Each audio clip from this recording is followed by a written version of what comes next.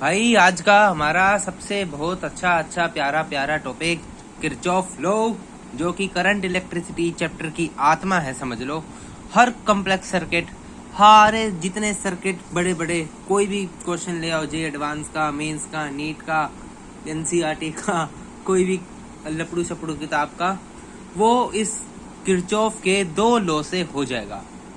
Kirchhoff भाई साहब ने दो लॉ दिए थे, एक का नाम था KCL, Kirchhoff current law, and KVL जिसका नाम था किरचॉफ वोल्टेज लॉ।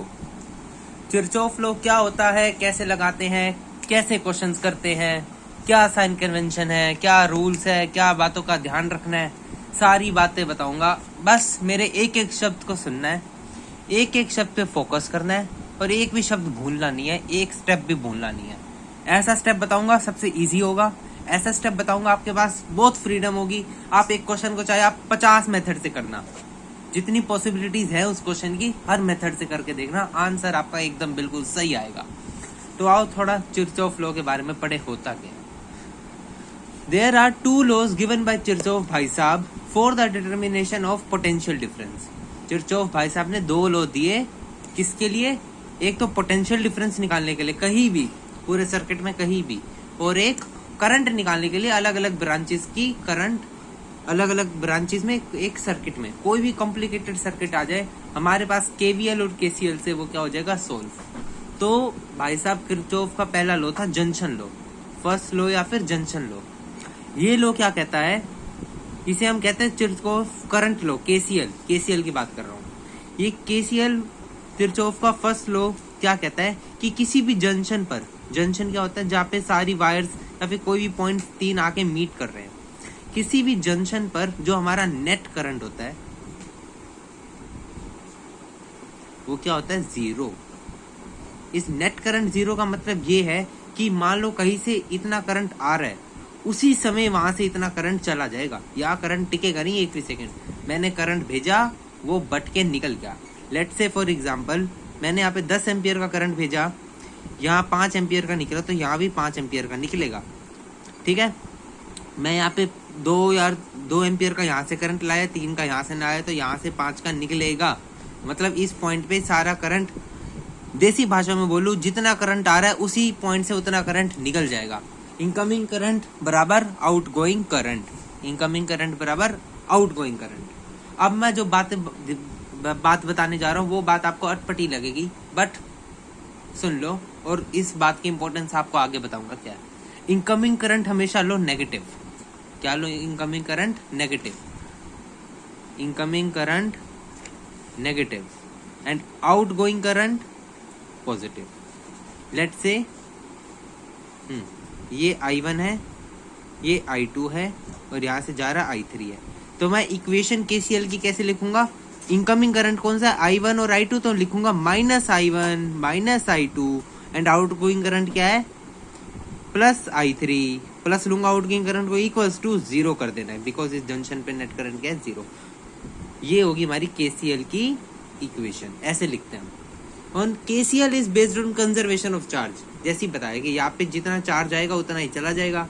मतलब यहाँ पे कंजर्वेशन ऑफ चार्ज का हम लो लगा रहे हैं ना, जैसे हम इलेक्ट्रोस्टैटिक्स में कंजर्वेशन ऑफ चार्ज लगाते थे, वैसे ही KCL किस पे बेस्ड है, कंजर्वेशन ऑफ चार्ज पर बेस्ड है।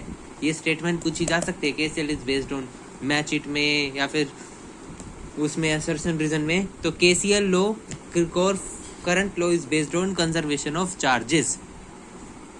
आओ एक पिद्दी सा क्वेश्चन करते हैं। लेट से मैंने आपको दिया 4 एम्पियर इधर, 3 एम्पियर जा रहा है इधर, ठीक है, एंड यहाँ से फिर मैंने यहाँ पे निकाला 2 एम्पियर, यहाँ निकाला, एक I करंट मेरे को नहीं पता ये है, एंड 1.3 एम्पियर यहाँ से निकाला। तो इस I की वैल्यू क्या होगी, देखो 4 एम्पियर यहाँ से आ रहा है, 3 एम्पियर यहाँ से आ रहा है, तो मतलब टोटल करंट कितना है, 7 एम्पियर। हम किरचॉफ KCL की लॉ से बात करेंगे। अब 7 यहाँ से आ रहा है, 2 यहाँ चला गया, मतलब 5 रह गया, 5 में से भी 1.3 यहाँ चला गया, तो ये कितना होगा, 5 - 1.3 मतलब 3.7 एम्पियर होगा। लो भाई, क्वेश्चन खत्म, क्वेश्चन खत्म। ये था हमारा किरचॉफ का फर्स्ट लॉ। क्या कहता है कोई भी जंक्शन पर इनकमिंग करंट बराबर आउटगोइंग करंट, मतलब net current at any junction बराबर जीरो। अब आओ भाई साहब हम सेकंड लॉ, या फिर इसे और भी कहते हैं लूप लॉ, सेकंड लॉ या लूप लॉ कहते हैं, जिसे हम केवीएल भी कह देते हैं, उसके बारे में पढ़ते हैं।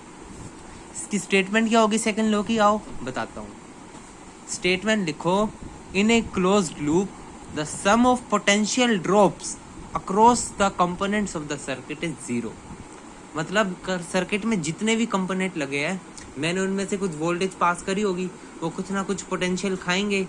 एज हमें पता है, मान लो ये मेरी बैटरी है, एक रेजिस्टर ये लगाया, एक ये लगाया एंड ये लगाया, इसका कंपोनेंट 1 है सर्किट का, एक कंपोनेंट 2 है।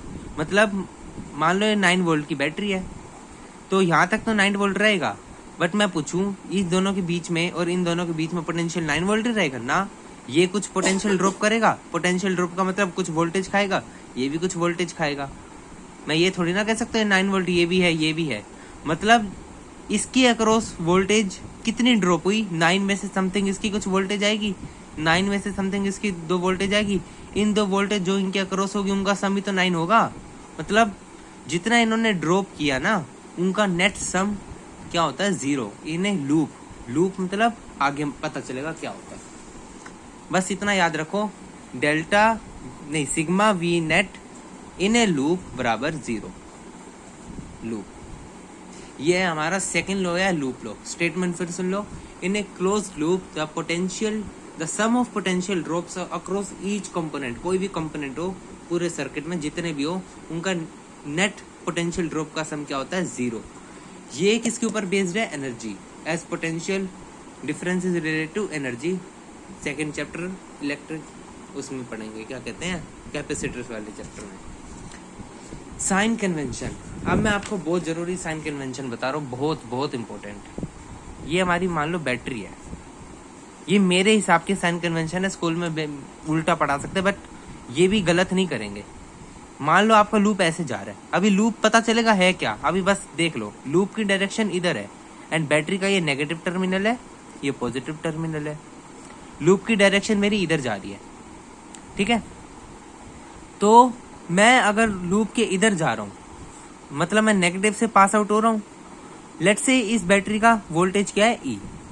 तो मैं अपना जब केवीएल की इक्वेशन लिखूंगा, अभी सब सिखाऊंगा कैसे लिखते हैं, तो उसमें जब मैं पास होऊंगा ना इस लूप से, तो मैं बैटरी के किस कंपोनेंट से निकल रही है मेरी लूप की डायरेक्शन, नेगेटिव से, तो मैं इसकी वोल्टेज क्या लिखूंगा, -C। जस्ट इसका उल्टा, लेट से मेरा लूप ऐसे जा रहा है, अब मैं बैटरी के किस कंपोनेंट से निकल रहा हूँ, पॉजिटिव कंपोनेंट से, ठीक है। अगर मैं बैटरी के पॉजिटिव कंपोनेंट से लिख रहा हूँ, जब मैं केवीएल की इक्वेशन लिखूंगा, जब करंट यहाँ से पास होएगा, तो मैं अपने केवीएल की इक्वेशन में V की वैल्यू +C लिखूंगा। ये मेरा साइन कन्वेंशन है। आगे इसका आपको बेनिफिट पता चलेगा। अभी कुछ ऐसे क्वेश्चन आएंगे स्कूल में, इसका उल्टा पढ़ाते हैं। अभी कुछ ऐसे क्वेश्चन आएंगे, अगर आपने स्कूल वाला साइन कन्वेंशन लगाया तो वो क्वेश्चन गलत होंगे 100%। अभी दिख जाएगा, बट वो हम चेक नहीं करेंगे, बिकॉज ये साइन कन्वेंशन बेस्ट है, इससे सारे क्वेश्चन बनेंगे। ये तो हो गया हमारा बैटरी के लिए साइन कन्वेंशन। अब मैं रेसिस्टेंस के लिए बताता हूँ। ये हमारा रेसिस्टेंस है R, ये भी है R, इसके भी 2 केस बनाऊंगा। मान लो भाई हमारा लूप R को क्रॉस ऐसे करते हुए जा रहा है, एंड से रेसिस्टेंस में आप जब आप करंट डिवीजन करोगे, तो आपको पता ही है ना करंट फ्लो का करेगा सर्किट में। मान लो करंट ऐसे फ्लो कर रहा है, एंड मेरे लूप की डायरेक्शन भी भाई साहब ऐसे है, करंट भी ऐसे फ्लो कर रहा है, तो मैं जब रेसिस्टेंस वोल्टेज लिखूंगा ना, V = IR वाला फॉर्मूला, तो भाई साहब मैं क्या करूंगा, माइनस लगा दूंगा, बिकॉज मेरे लूप की डायरेक्शन एंड इसकी डायरेक्शन सेम है। जब भी ऐसा होगा कि मेरा लूप ऐसे चलेगा और करंट भी रेसिस्टेंस से इसी डायरेक्शन में जाएगा, तो मैं लिखूंगा V = -IR1, बिकॉज हम केवीएल की इक्वेशन लिखे जा रहे हैं, इसमें हम वोल्टेज ही लिखेंगे। अब इसी का उल्टा, मेरा करंट भाई जा रहा है इसी डायरेक्शन में, बट मैंने लूप ऐसा लिया कि मेरा लूप जा रहा है इस डायरेक्शन में। लूप का मतलब बताऊंगा जब सर्किट में आएंगे ना, लूप का मतलब बताऊंगा। तो मेरा लूप है इस डायरेक्शन में जो मैंने ड्रॉ किया है, एंड करंट जा रहा है इसमें, अपोजिट डायरेक्शन है, तो मैं लिखूंगा V = +IR, अपोजिट के लिए प्लस, सेम डायरेक्शन के लिए माइनस। ये मेरा साइन कन्वेंशन है। हमारे 2 लॉ हो गए। नेक्स्ट में इसके क्वेश्चंस करेंगे कि कैसे अप्लाई करते हैं KVL एंड KCL।